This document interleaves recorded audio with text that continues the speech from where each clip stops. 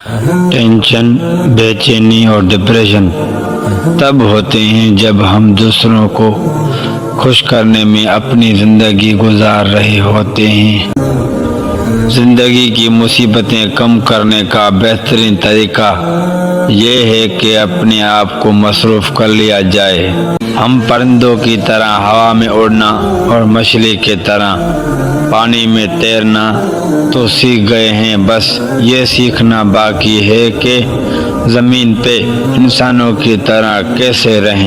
دنیا میں 3 خوبصورت جگہ، خانہ کعبہ، روضہ رسول اور ماں کی گود۔ تمہاری پریشانیاں تمہارے بے ادبی اور ناشکری سے جڑی ہوئی ہیں۔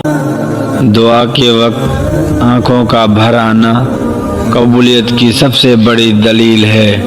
لوگوں پر ایک ایسا زمانہ آئے گا کہ روپیوں کے بغیر کوئی چیز کام نہ دے گی۔ اللہ کو زبان اور دل کا سخت ہونا پسند نہیں، اس لیے اللہ نے ان دونوں کے بغیر ہڈی کے بنایا ہے۔ جب عقل مند بوڑھا ہوتا ہے تو اس کی عقل جوان ہو جاتی ہے، اور جب جاہل بوڑھا ہوتا ہے تو اس کی جہالت جوان ہو جاتی ہے۔